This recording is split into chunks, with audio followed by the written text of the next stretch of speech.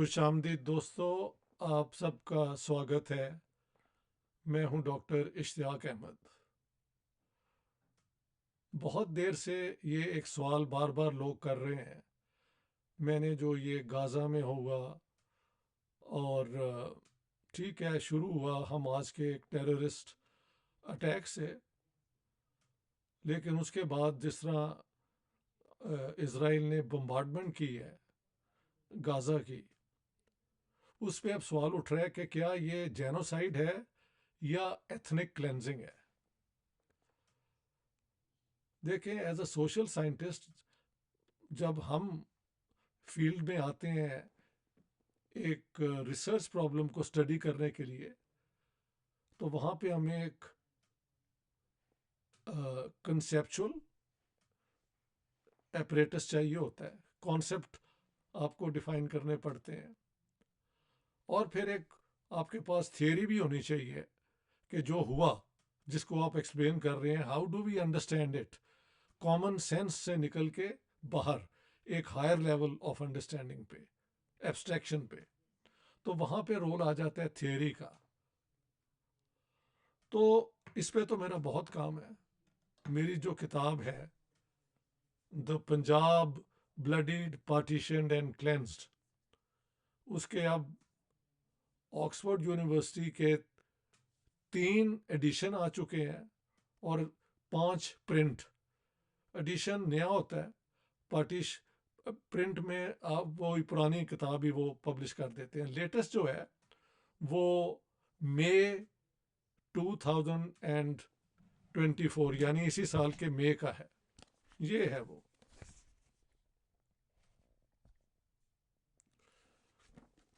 इसी तरह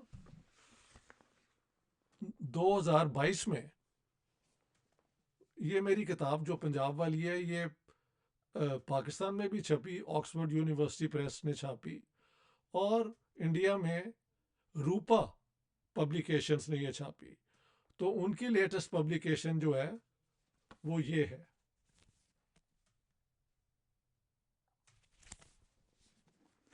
this is how it looks. इसमें जो मेरा पहला चैप्टर है उसका है a theory of ethnic cleansing. Theory का भी शायद आज जिक्र मैं कर दूं, लेकिन कॉन्सेप्ट बनाने पड़ते हैं। देखें, पार्टीशन के वक्त पंजाब में क्या हुआ था कि 17th, वैसे तो मार्च से हमले शुरू हो गए थे हमारी तरफ वेस्ट पंजाब में हिंदुओं और सिखों पे। लाहौर में हुए, मुल्तान में हुए और सबसे ज़्यादा रावलपिंडी में हुए। वन साइडेड हुए, सिखों पे ज़्यादातर। और अमृतसर में हुए जो कि 50-50, 47% मुस्लिम्स, 53% हिंदूज एंड सिख्स। इसी तरह जालंधर में भी हुए, जहाँ पे भी पॉपुलेशन शहर की तकरीबन एक जैसी थी। लेकिन ये मार्च में हुए।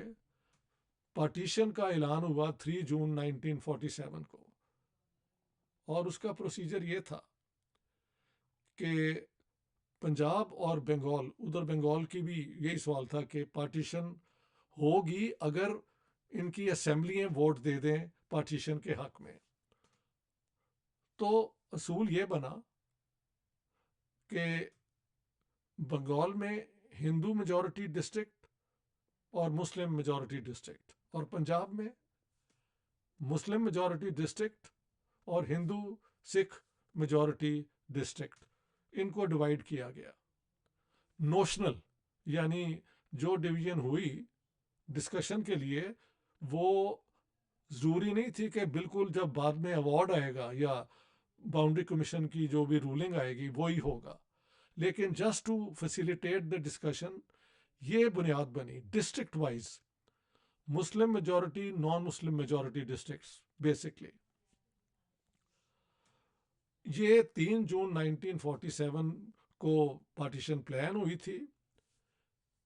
21 जून को बंगाल असेंबली ने, हाँ, ये जो दो ग्रुप बने थे, हिंदू एंड हिंदू सिख और इधर मुस्लिम मेजॉरिटी डिस्ट्रिक्ट्स के दोनों प्रोविंसेस में, अगर इनमें से एक भी वोट दे दे पार्टीशन करने के लिए अपने प्रोविंस को, तो प्रोविंस जो है ना पार्टीशन हो जाएगा.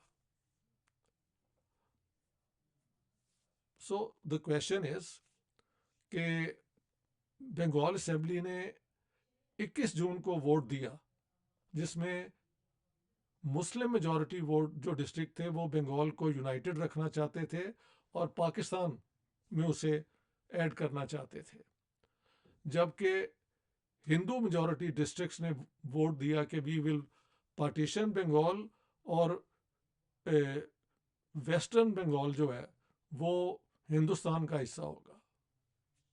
पंजाब में जब आए तो पंजाब में जो हिंदू सिख मेजॉरिटी डिस्ट्रिक्ट थे उन्होंने वोट दिया कि वी विल पार्टीशन पंजाब. ये 23 तारीख को हुआ था जून की, जबकि मुस्लिम जो थे मेंबर्स जो डिस्ट्रिक्ट्स थे उन्होंने पंजाब को यूनाइटेड रख के और पाकिस्तान को देने का फैसला किया. पंजाब में एक बहुत बड़ी मिथ भी है कि जी Christians voted for in favour of Pakistan. This is true.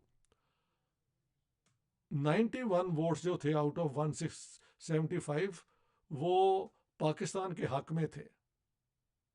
तो उसमें Christian voted, the Christian voters voted जो थे ना असेंबली के मेंबर, उन्होंने एसपी सिंघा उनका नाम था. ये जो है ना विदेवानंद की वाइफ कल्पना कार्तिक, ये उनके कजन है, चचाजाद. हाँ जी, तो ये भी आप जरा नोट कर लें. दे voted in favour of Pakistan. लेकिन मेजॉरिटी वोट से पंजाब पार्टीशन नहीं हुआ, ना बंगाल हुआ है. ये दोनों ग्रुप्स में से अगर एक भी वोट दे दे तो इनकी पार्टीशन प्रोविंसेस की होगी, ये आप याद रख लें. सो द एब्सोल्यूट मेजॉरिटी जो पाकिस्तान के हक में थी, इट बिकेम पॉइंटलेस, क्योंकि Hindu Sikh districts wanted the partition of Punjab. अब ये है कि Muslim league wanted the partition of India हिंदू मुस्लिम की बुनियाद पे, ये भी याद रखें. तो उसके रिस्पॉन्स में फिर पंजाब में और बंगाल में डिमांड हुई थी कि हमें आप पाकिस्तान में ना रखें. तो ये you have to remember that Muslim league wanted the partition of India, Hindu and Muslim majority areas to be separated and given to the two states. और इसके खिलाफ पंजाब के हिंदू सिख और बंगाल के हिंदुओं ने जब ये चांस मिला तो they voted to partition the provinces. So this is one thing. अब इसके बाद 3 जून पार्टीशन प्लान के मुताबिक 2 बाउंड्री कमीशंस भी बनी थी, एक बंगाल के लिए एक पंजाब के लिए. मैंने इस पे पहले भी वीडियोस बनाई हैं, आप ज़रूर मेरी देखें. जो 3 वीडियोस हैं इसके ऊपर कि ख़ास तौर पे एक जो बड़ी इम्पोर्टेंट है जहां मैंने कहा है कि वेवल डिमार्केशन प्लान जो है 6 फरवरी 1946 की बुनियाद पे पंजाब की पार्टीशन जो है वो हुई. यानी जो उन्होंने लिखा था बिल्कुल वही रेडक्लिफ ने एक्सेप्ट किया, क्योंकि पंजाब बाउंड्री कमीशन और उधर बंगाल बाउंड्री कमीशन के जो 4 जज थे वो एग्री ना कर सके कि इन 2 प्रोविंसेस को कैसे पार्टीशन किया जाए. तो फिर अवार्ड जो था वो रेडक्लिफ को देना था. ये लोग हमें ड्रामा बना देते हैं कि ठीक है, he had never been to India, but the point was you wanted a man who was totally neutral. तो उन्होंने जो मैप देखे फिर वेवल प्लान के मुताबिक उसने ये फैसला किया. लेकिन माउंटबेटन हु वाज वाइसरॉय, उन्होंने ये इंडियन लीडर्स से वादा ले लिया था कि ये पीसफुली होगा. 3 जून पार्टीशन के प्लान के मुताबिक पंजाब और बंगाल तो पार्टीशन हो जाएंगे और सारा इंडिया भी पार्टीशन हो जाएगा. बिटवीन इंडिया एंड पाकिस्तान, लेकिन पॉपुलेशन एक्सचेंज बिल्कुल नहीं होगा। ये लोगों ने मुझसे सवाल भी किया कि जी कोई पॉपुलेशन एक्सचेंज का सवाल था। Not really. इसके ऊपर एक अलग वीडियो भी चाहिए जो मैं बाद में बनाऊंगा, because it needs further clarification. But there was no plan to कि इंडिया और पाकिस्तान डिवाइड हो जाए, पंजाब और बंगाल हो जाए और यहाँ से पॉपुलेशन एक्सचेंज भी हो। पॉपुलेशन जो हैं वो वहीं रहनी थी। अलबत्ता जो गवर्नमेंट के सर्वेंट थे उनको चॉइस था कि वो पाकिस्तान के लिए ऑप्ट करें या इंडिया के लिए ऑप्ट करें। फौज के लिए भी यही था। It was a very, I think, poorly planned transfer of power.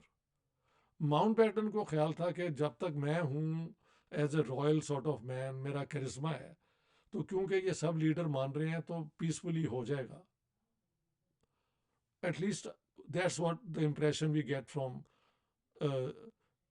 जो ये इंफॉर्मेशन हमारे हाथ में है। लेकिन पंजाब का गवर्नर तो sir Evan Jenkins was warning all the time कि यहाँ पे तो ब्लड बाथ होगा अगर पंजाब की ऐसी पार्टीशन हुई कि तीनों कम्युनिटीज उसको एक्सेप्ट ना करें। और यही हुआ जब रैटक्लिफ अवार्ड अनाउंस हुआ 17 अगस्त को, तो लाखों लोग जो है ना ऑपोजिट साइड पे थे। रैटक्लिफ मुसलमान अभी ईस्ट पंजाब में थे और हिंदू और सिख वेस्ट पंजाब में थे, जिनको फिर भगाया गया। अब वहां पे सवाल आता है कि जो पंजाब में हुआ वो क्या जेनोसाइड थी या एथनिक क्लेंजिंग? ठीक है, ये है बेसिक आज का वीडियो। मेरी किताब का टाइटल जो है ना वो तो ये है, the Punjab bloodied partitioned and cleansed.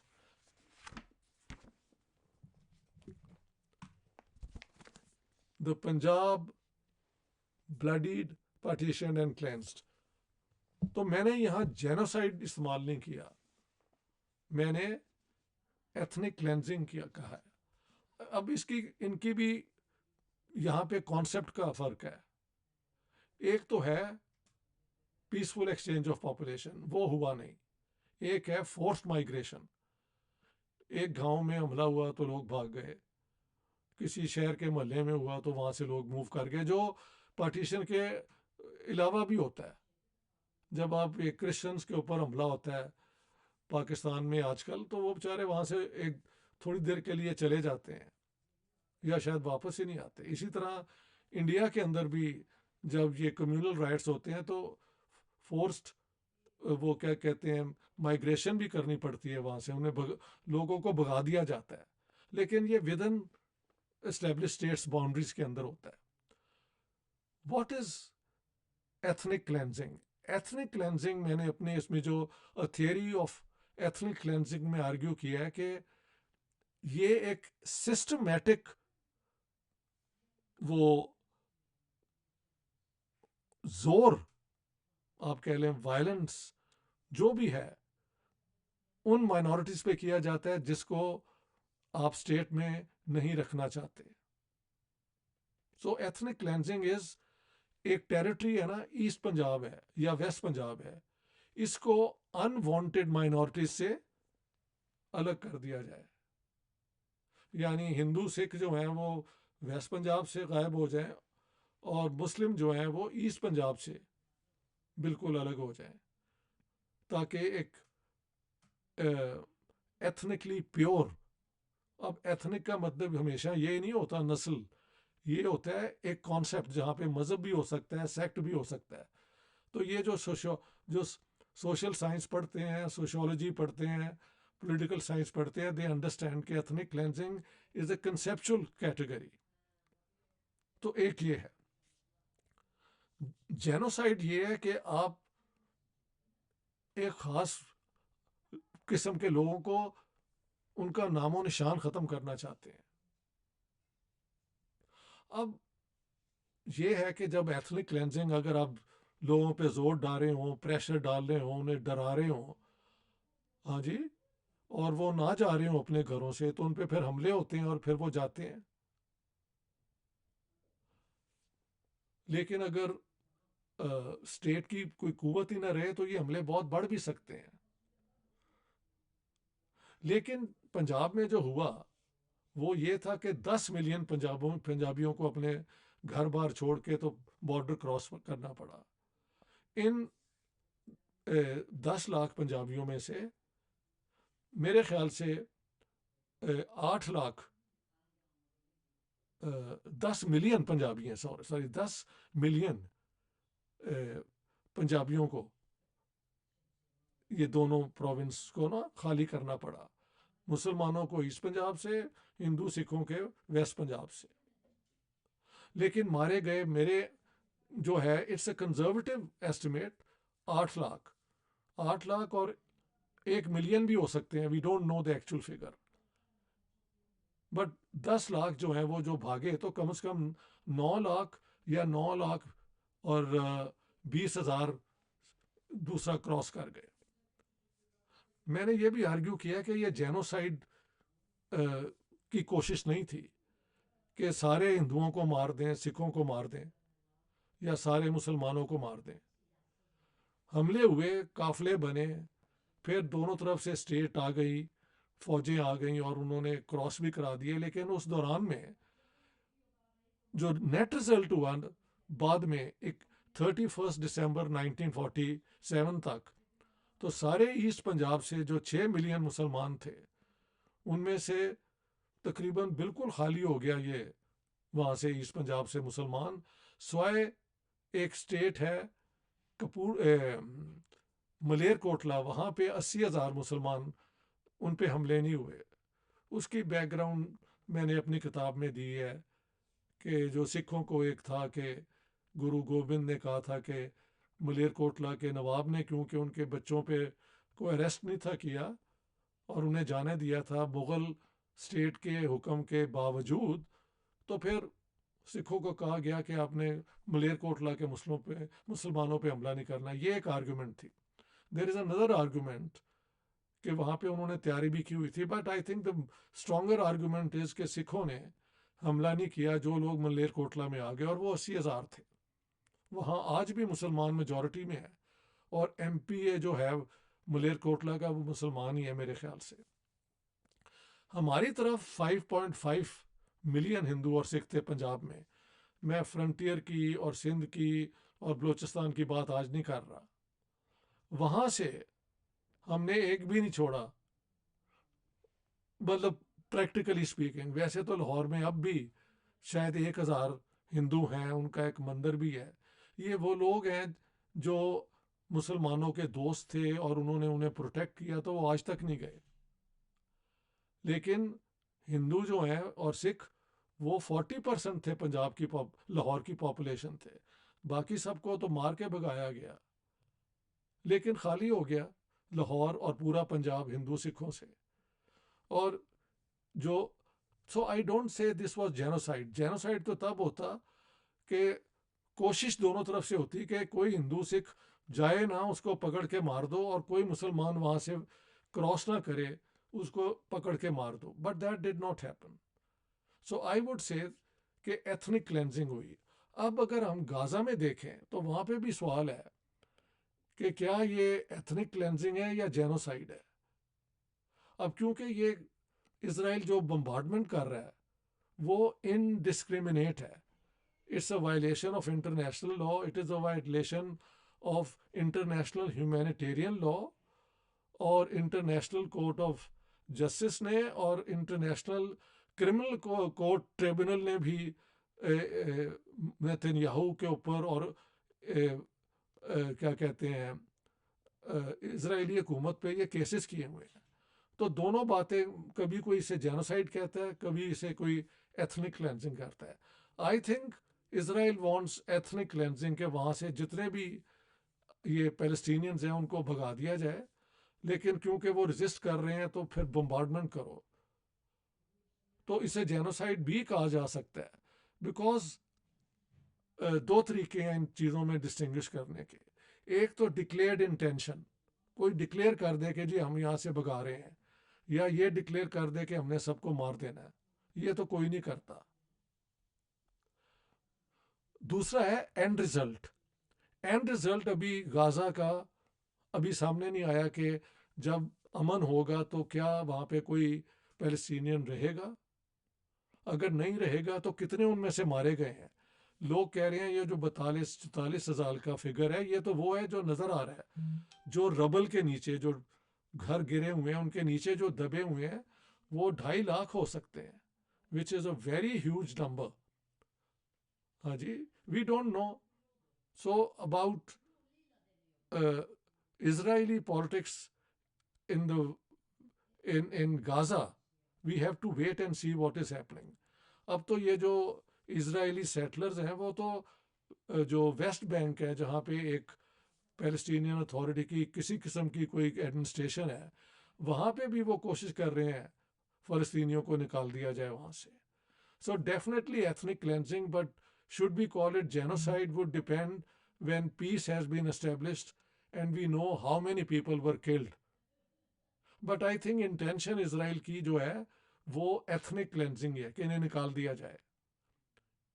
So, but till we know the end result, we can't say. But in Punjab, it was, I would say, ethnic cleansing and not genocide. Although 8 lakh लोग मार देना 10 मिलियन में से, उस ज़माने में पंजाब की population थी 34 मिलियन प्रिंसली स्टेट्स मिला के, तो 8 लाख अगर मार दिए हैं, शायद 1 मिलियन मार दिए हैं, तो ये भी बहुत बड़ा फिगर है। लेकिन क्योंकि 34 मिलियन में से 10 मिलियन जो है वो क्रॉस कर गए, हाँ जी, तो आई वुड स्टिल से कि इंटेंशन थी कि ईस्ट पंजाब से मुसलमान निकाल दो, वेस्ट पंजाब से हिंदू मुसल और सिख निकाल दो, अगर ये नहीं निकल रहे तो इन पे हमले करो। उसमें लूट मार भी आ गया कि वो कोई चारे जा भी रहे हैं तो उनके घर लूट लिए, ये वो मेरी पंजाब वाली किताब में आप सब डिटेल्स ले सकते हैं। Thank you very much friends, I will stop here.